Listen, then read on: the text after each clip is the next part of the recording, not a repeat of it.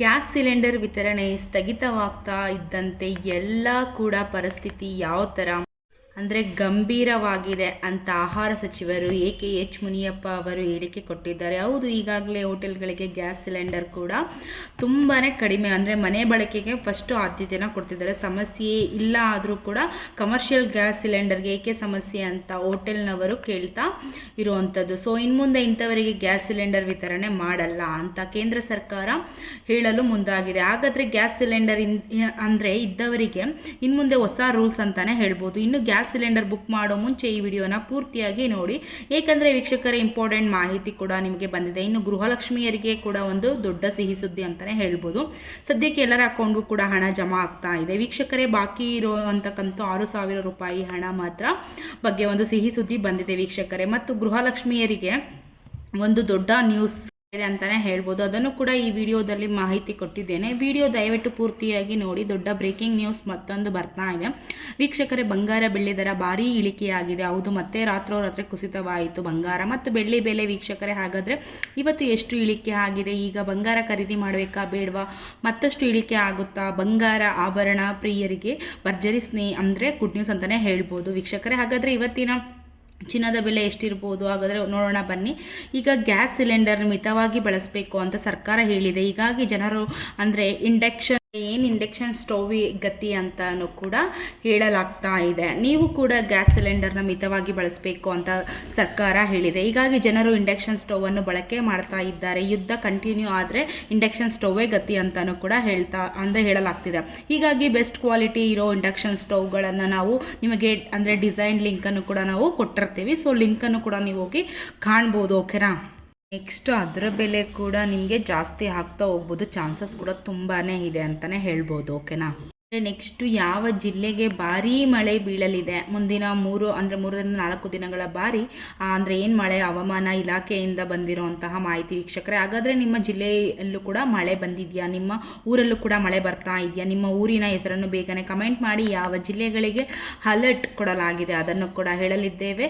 So ವೀಕ್ಷಕರೇ, ಮೊದಲಿಗೆ ನೀವು ಗೃಹಲಕ್ಷ್ಮಿಯರಿಗೆ ಒಂದು ಸಿಹಿ ಸುದ್ದಿ ಅಂತ ಹೇಳ್ಬೋದು. ಗೃಹಲಕ್ಷ್ಮಿಯವರು ಬೇಗನೆ ವಿಡಿಯೋಗೆ ಒಂದು ಲೈಕ್ ಮಾಡಿ, ಹಾಗೆ ಕಮೆಂಟ್ ಬಾಕ್ಸಲ್ಲಿ ಪ್ರತಿಯೊಬ್ಬರು ಗೃಹಲಕ್ಷ್ಮಿಯವರು ಕೂಡ ನಿಮ್ಮ ಊರಿನ ಹೆಸರನ್ನು ಕಮೆಂಟ್ ಮಾಡೋದು. ನಮ್ಮ ಜೊತೆಗೆ ನಿಮಗೂ ಒಂದು 27-28ನೇ ಕಂತಿನ ಅಮೌಂಟು ಬಂದಿದೆಯಾ ಇಲ್ವಾ ವೀಕ್ಷಕರೇ ಅಂತ ಹೇಳ್ಬಿಟ್ಟು ಒಂದು ಕಮೆಂಟ್ ಮೂಲಕ ತಿಳಿಸ್ಬೇಕಾಗುತ್ತೆ, ಓಕೆನಾ. ಸೊ ಜಿಲ್ಲಾ ಪಂಚಾಯತ್ ತಾಲೂಕು ಪಂಚಾಯತ್ ಮೂಲಕ ಹಣ ಜಮೆ ಆಗ್ತಾ ಇದೆ. ಈಗಾಗಲೇ ಜಿಲ್ಲೆಗಳಿಗೆ ಜಮೆ ಆಗಿದೆ ಅಂತ ಕೂಡ ಹೇಳ್ತಿರೋವಂಥದ್ದು. ಬೆಂಗಳೂರು ನಗರ ಹಾಗೂ ಬೆಂಗಳೂರು ಗ್ರಾಮಾಂತರ, ಬೆಳಗಾವಿ, ಉತ್ತರ ಕನ್ನಡ, ದಕ್ಷಿಣ ಕನ್ನಡ, ಉಡುಪಿ ಅಂದರೆ ಚಾಮರಾಜನಗರ, ಬೀದರ್, ಯಾದಗಿರಿ, ಗುಲ್ಬರ್ಗ, ಬಾಗಲಕೋಟೆ, ಗದಗ, ಹುಬ್ಳಿ, ಧಾರವಾಡ, ಕೊಪ್ಪಳ, ಬಾಗಲಕೋಟೆ, ಅದಾದ ನಂತರ ಹುಬ್ಳಿ ಧಾರವಾಡ ಭಾಗದಲ್ಲೂ ಕೂಡ ಆಲ್ಮೋಸ್ಟ್ ಈಗ 70% ಜನರಿಗೆ ಹಣ ಬಂದಿದೆ. ಗೃಹಲಕ್ಷ್ಮಿಯರಿಗೆ ಹಣ ಬಂದಿದೆ. ಇನ್ನು 20-30% ಮಾತ್ರ ಬಾಕಿ ಇದೆ ವೀಕ್ಷಕರೇ.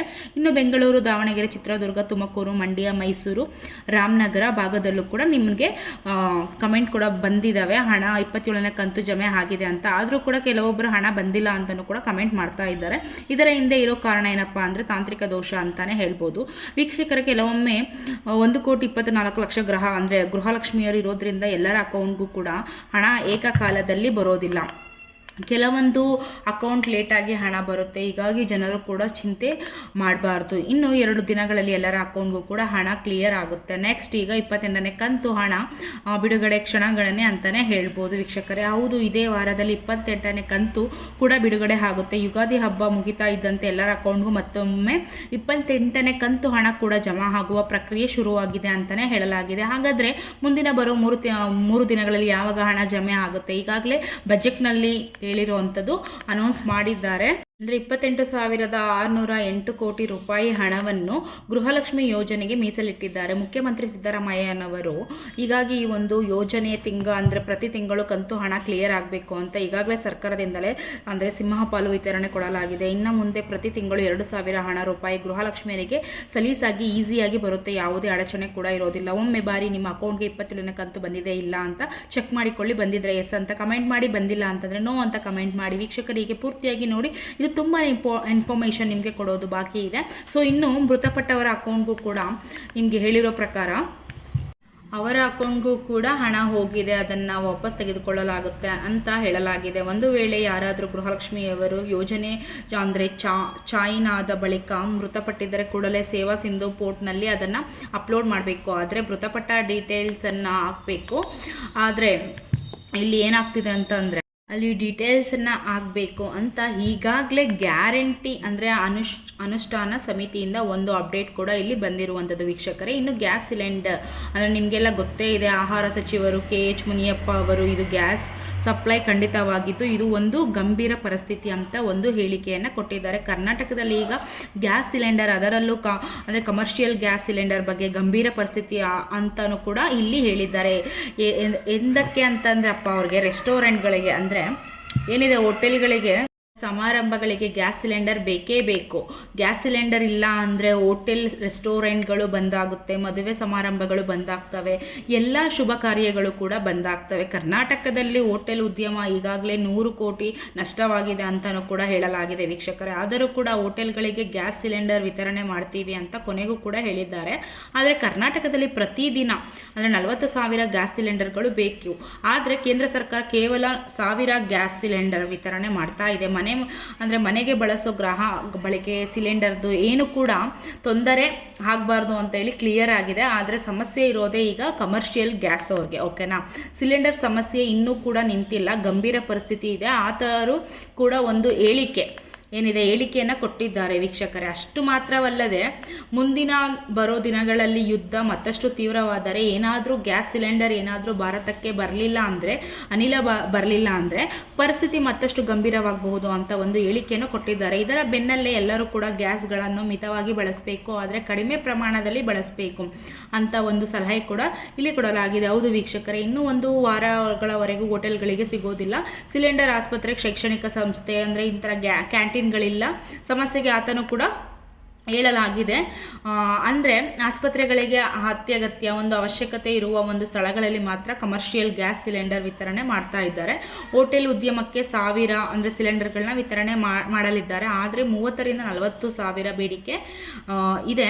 ಅಂದರೆ 1000 ಗ್ಯಾಸ್ ಸಿಲಿಂಡರ್ ವಿತರಣೆ ಮಾಡಿದರೆ ಹೋಟೆಲ್ ಉದ್ಯಮಕ್ಕೂ ಕೂಡ ಅಂದರೆ ಸಾಕಷ್ಟು ನಷ್ಟ ಕೂಡ ಅಂತಲೇ ಹೇಳ್ಬೋದು. ಇನ್ನು ಮುಂದಿನ ಬರೋ ದಿನಗಳಲ್ಲಿ ಏನಾಗುತ್ತೆ ಅಂತ ಕಾದು ನೋಡಬೇಕಾಗುತ್ತೆ ವೀಕ್ಷಕರೇ. ಇನ್ನು ಎರಡನೆಯದಾಗಿ ಏನಪ್ಪ ಹೇಳೋದಾದರೆ, ಯಾರೆಲ್ಲ PNG ಅಂತ ಗ್ಯಾಸ್ ಸಿಲಿಂಡರ್ ಹೊಂದಿರ್ತಾರೋ ನೋಡಿ, ಅಂದರೆ PNG ಪೈಪ್ ಅಂತಂದರೆ ಪೈಪ್ಲೈನ್ ನ್ಯಾಚುರಲ್ ಗ್ಯಾಸ್ ಅಂದರೆ ಕನೆಕ್ಷನ್ ಹೊಂದಿರ್ತಾರಲ್ವ ನೋಡಿ, ಅವರಿಗೆ LPG ಗ್ಯಾಸ್ ಸಿಲಿಂಡರ್ ಕೊಡೋದಿಲ್ಲ ಅಂತ ಈಗಾಗಲೇ ಕೇಂದ್ರ ಸರ್ಕಾರ ನಿಯಮಾವಳಿಯನ್ನು ಜಾರಿ ಮಾಡಿದೆ. ಕೊನೆಗೂ LPG ಗ್ಯಾಸ್ ಸಿಲಿಂಡರ್ ಬಳಕೆದಾರರಿಗೆ ಕೇಂದ್ರ ಸರ್ಕಾರದಿಂದ ಹೊಸ ರೂಲ್ಸ್ ಒಂದೇ ಬಿಡ್ತು. ರಾತ್ರೋರಾತ್ರಿ ಹೊಸ ನಿಯಮ ಅಂತ ಹೇಳ್ಬೋದು. ಗ್ಯಾಸ್ ಸಿಲಿಂಡರ್ ಸ್ಟಾಕ್ ಖಾಲಿಯಾಗಿದೆ ಭಾರತದಲ್ಲಿ, ಗ್ಯಾಸ್ ಸಿಲಿಂಡರ್ ಇಲ್ಲ. ಹೀಗಾಗಿ ಸರ್ಕಾರ ಕಠಿಣ ನಿಯಮಗಳನ್ನು ಜಾರಿಗೆ ತರ್ತಾ ಇದೆ. ಇನ್ನು ಗ್ರಾಮೀಣ ಪ್ರದೇಶದಲ್ಲಿ ಮತ್ತೆ ಗ್ಯಾಸ್ ಸಿಲಿಂಡರ್ ಬುಕ್ ಮಾಡಬೇಕಂದ್ರೆ 20 ರಿಂದ 45 ದಿನಗಳ ಅಂದರೆ ಕಾಯಬೇಕಾಗುತ್ತೆ. ಹೌದು ವೀಕ್ಷಕರೇ, ಸಿಟಿಯಲ್ಲಿ ನಗರ ಪ್ರದೇಶಗಳಲ್ಲಿ 21 ದಿನ ಬದಲಾಗಿ 25 ದಿನಕ್ಕೆ ಏರಿಕೆ ಮಾಡಿದ್ದಾರೆ.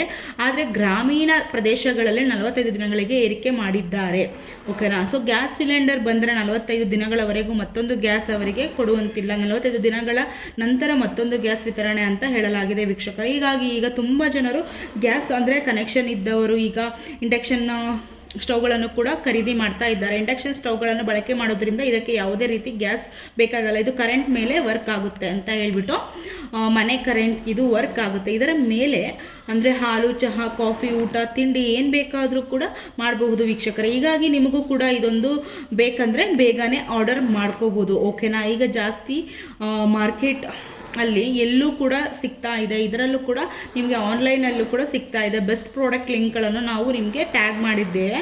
ಸೊ ನೀವು ಹೋಗಿ ಚೆಕ್ ಮಾಡ್ಕೊಂಡು ಬೇಕಿದ್ರೆ ಆರ್ಡರ್ ಮಾಡ್ಕೊಂಡು ತೊಗೋಬೋದು, ಓಕೆನಾ.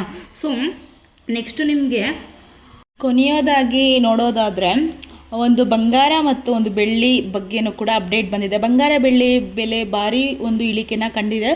ಅಂದರೆ ಒಂದು ಕಡೆಗೆ ಭರ್ಜರಿ ಸಿಹಿ ಸುದ್ದಿ ಅಂತಲೇ ಒಂದು ಹೇಳ್ಬೋದು. ಮಧ್ಯಪ್ರಾಚ್ಯದಲ್ಲಿ ಅಮೇರಿಕ ಇರಾನ್ ಮೇಲೆ ದಾಳಿ ಮಾಡಿದೆ ಮತ್ತು ಪೆಟ್ರೋಲ್, ಡೀಸೆಲ್ ಅಂದರೆ ಕಚ್ಚಾ ತೈಲ ಬೆಲೆನೂ ಕೂಡ ಏರಿಕೆ ಆಯಿತು ಮತ್ತು ಇಳಿಕೆ ಆಯಿತು. ಗ್ಯಾಸ್ ಸಿಲಿಂಡರ್ ಬೆಲೆ ಕೂಡ ಅಂತೂ ಕೇಳೋದೇ ಬೇಡ. ಏರಿಕೆ ಹಾಗೆ ಹೋಗಿದೆ. ಇನ್ನು ಎಲ್ಲ ಕೂಡ ಬೆಲೆ ಏರಿಕೆ ಆಗ್ತಾ ಇದೆ. ಅಂದರೆ ಅದೇನಿದೆ ಇನ್ಫಾರ್ಮೇಷನ್ ಭಾರತದಲ್ಲಿ ಜಾಸ್ತಿ ಆಗಿದೆ. ಫೆಬ್ರವರಿ ತಿಂಗಳಲ್ಲಿ ಆದರೆ ಬಂಗಾರ ಬೆಳ್ಳಿ ಮಾತ್ರ ಇಳಿಕೆ ಆಗ್ತಾ ಇದೆ ವೀಕ್ಷಕರೇ. ಒಂದು ದಿನ ಅಂದರೆ 2240 ರೂಪಾಯಿ ಬಂಗಾರದ ಬೆಲೆ ಇಳಿಕೆ ಆಗಿದೆ. 10 ಗ್ರಾಮ್ ಬೆಲೆ ಅಂದರೆ 5,000 ಮತ್ತೆ ಬೆಳ್ಳಿ ಬೆಲೆ ಇಳಿಕೆ ಆಗಿದೆ. ಅಂದರೆ ಲೆಕ್ಕ ಹಾಕಿಲ್ಲ.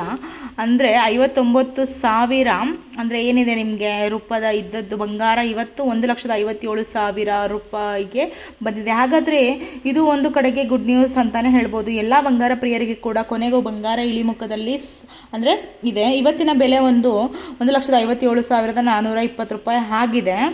ಮೇಲೆ ನಿಮಗೆ GST 3% ಇರುತ್ತೆ. ಮೇಕಿಂಗ್ ಚಾರ್ಜಸ್ ಎಕ್ಸ್ಟ್ರಾ ಇರುತ್ತೆ. 24 ಕ್ಯಾರೆಟ್ ಚಿನ್ನದ ಮೇಲೆ ಅಂದರೆ 1,57,000 ಆಗಿತ್ತು. ಸೊ ಈಗ ನೆಕ್ಸ್ಟ್ ಹೋದ ವಾರ ಬಂದು 1,69,000 ರೂಪಾಯಿ ಕೂಡ ಆಗಿತ್ತು. ವೀಕ್ಷಕರೇ, ಹತ್ತತ್ರ 12,000 ರೂಪಾಯಿ ಬಂಗಾರದ ಬೆಲೆ 10 ಗ್ರಾಮ್ ಮೇಲೆ ಇಳಿಕೆಯಲ್ಲಿ ಕಂಡಿರುವುದು ಒಂದು ಕಡೆಗೆ ಸಿಹಿ ಸುದ್ದಿ ಅಂತಾನೆ ಕೂಡ ಹೇಳ್ಬೋದು. ಬೆಳ್ಳಿ ಕೂಡ 1 kg ಮೇಲೆ 3,30,000 ರೂಪಾಯಿ ಇತ್ತು ಕಳೆದ 10 ದಿನಗಳ ಹಿಂದೆ. ಇವತ್ತು 2,40,000 ಅಂದರೆ 2,47,000 ಅಂತ ಆಗಿದೆ ರೂಪಾಯಿ. ಅದರಲ್ಲೂ ಕೂಡ ವೇರಿಯೇಷನ್ಸ್ ಕೂಡ ಆಗ್ತಾ ಇರುತ್ತೆ. 2,47,000ಕ್ಕೆ ಬಂದಿದೆ. ಅಂದರೆ ಕೂಡ 50,000 ರೂಪಾಯಿಯಷ್ಟು ಬೆಳ್ಳಿ ಬೆಲೆ ಕೂಡ 1 kgಗೆ ಬೆಲೆ ಇಳಿಕೆ ಆಗಿದೆ ಅಂತಲೇ ಕೂಡ ಹೇಳ್ಬೋದು. ಅಂದರೆ MPCS ಅಂದರೆ ಮಲ್ಟಿ ಏನಿದೆ ಕಮ್ಯಾಂಡಿಟಿ ಎಕ್ಸ್ಚೇಂಜಲ್ಲಿ ಕೂಡ ಗೋಲ್ಡ್ ಮತ್ತು ಸಿಲ್ವರ್ ಅಂದರೆ ಫ್ಯೂಚರ್ಸ್ ಟ್ರೇಡಿಂಗ್ ಕೂಡ ಭಾರಿ ಒಂದು ಕೆಳಗೆ ಇಳಿತಾ ಇದ್ದಾವೆ. ಬೆಲೆ ಭಾರಿ ಇಳಿಕೆ ಆಗ್ತಾ ಇದೆ. ಇದು ಒಂದು ಕಡೆಗೆ ಸಿಹಿ ಸುದ್ದಿ ಅಂತಲೇ ಹೇಳ್ಬೋದು. ಇನ್ನು ಯಾವೆಲ್ಲ ಜಿಲ್ಲೆಗಳಿಗೆ ಭಾರಿ ಮಳೆ ಆಗಲಿದೆ ಅಂತ ಹವಾಮಾನ ಇಲಾಖೆ ಮಾಹಿತಿ ಕೊಟ್ಟಿದ್ದಾರೆ ಅಂದರೆ ವೀಕ್ಷಕರೇ, ಈ ಕಡೆಗೆ ಅಂದರೆ ಬೇಸಿಗೆ ಕಾಲ, ಮತ್ತೊಂದು ಕಡೆಗೆ ಮಳೆರಾಯರ ಅಬ್ಬರ ಕೂಡ ಶುರುವಾಗಿದೆ. ಹಾಗಾದರೆ ಯಾವೆಲ್ಲ ಜಿಲ್ಲೆಗಳಿಗೆ ಮತ್ತೆ ಈಗ ಮಳೆ ಬೀಸಲಿದೆ ಅಂದರೆ 2 ರಿಂದ 3 ದಿನಗಳ ಕಾಲ ದಕ್ಷಿಣ ಕನ್ನಡ, ಉಡುಪಿ, ಮೈಸೂರು, ಚಿಕ್ಕಮಗಳೂರು ಮತ್ತು ಬಾಗಲಕೋಟೆ ಈ ಜಿಲ್ಲೆಗಳಿಗೆ ಮಳೆಯಾಗುವ ಸಾಧ್ಯತೆ ಇದೆ. ಇನ್ನು ಕೊಪ್ಪಳ, ವಿಜಯಪುರ ಮತ್ತು ದಾವಣಗೆರೆ ಜಿಲ್ಲೆಗಳಿಗೂ ಕೂಡ ಮಳೆ ಕೂಡ ಮುನ್ಸೂಚನೆ ಇದೆ. ಇನ್ನು ಕೊಡಗು ಮತ್ತು ಹಾಸನ ಜಿಲ್ಲೆಗಳಲ್ಲೂ ಕೂಡ ಮಳೆಯಾಗಲಿದೆ. ಇನ್ನು ಬೆಳಗಾವಿ, ಧಾರವಾಡ ಮತ್ತು ಗದಗ ಜಿಲ್ಲೆಯಲ್ಲೂ ಕೂಡ ಮಳೆ ನಿರೀಕ್ಷೆಗೆ ಇದೆ ಅಂತ ಹೇಳಲಾಗಿದೆ. ಚಿತ್ರದುರ್ಗ ಜಿಲ್ಲೆಯಲ್ಲೂ ಕೂಡ ಸಾಧಾರಣ ಮಳೆ ಅಂತ ಹೇಳಲಾಗಿದ್ದು, ಬೀದರ್, ಕಲಬುರಗಿ, ರಾಯಚೂರು, ಬೆಂಗಳೂರು ಮತ್ತು ಬೆಂಗಳೂರು ಗ್ರಾಮಾಂತರ ಜಿಲ್ಲೆಗಳಿಗೆ ಮಳೆ ಸಾಧ್ಯತೆ ಸ್ವಲ್ಪ ಕಡಿಮೆ ಅಂತ ಹೇಳಲಾಗಿದೆ ವೀಕ್ಷಕರೇ. ಆದರೂ ಕೂಡ ಈ ಒಂದು ಭಾಗದಲ್ಲಿ ಅಂದರೆ ಯಾದಗಿರಿ, ಕಲಬುರಗಿ, ರಾಯಚೂರು ಈ ಭಾಗದಲ್ಲಿ ಬಿಸಿಲಿನ ಪ್ರಮಾಣವು ಕೂಡ ಜಾಸ್ತಿ ಇರುತ್ತೆ ಅಂತ ಹವಾಮಾನ ಇಲಾಖೆ ಹೇಳಿದೆ. ಅಂದರೆ ಈ ಒಂದು ಭಾಗದಲ್ಲಿ ಒಂದು ಅಂದರೆ ವೆಬ್ಸ್ ಅಂದರೆ ಬಿಸಿ ಗಾಳಿ ಬೀಸಲಿದೆ ಅಂತ ಕೂಡ ಹೇಳಲಾಗಿದೆ. ನಿಮ್ಮ ಊರಲ್ಲೂ ಕೂಡ ಮಳೆ ಬರ್ತಾ ಇದ್ದರೆ ನಿಮ್ಮ ಊರಿನ ಹೆಸರನ್ನು ಕಮೆಂಟ್ ಮಾಡಿ, ವಿಡಿಯೋಗೆ ಲೈಕ್ ಮಾಡಿ, ಚಾನಲ್ಗೆ ಒಂದು ಸಬ್ಸ್ಕ್ರೈಬ್ ಆಗೋದನ್ನು ಮಾತ್ರ ಮರಿಬೇಡಿ ಅಂತ ಹೇಳ್ತಾ, ಹಾಗೆ ನನ್ನ ಇನ್ಫಾರ್ಮೇಷನ್ ನಿಮ್ಗೆ ಇಷ್ಟ ಆಗಿದ್ದರೆ ಲೈಕ್ ಮಾಡಿ.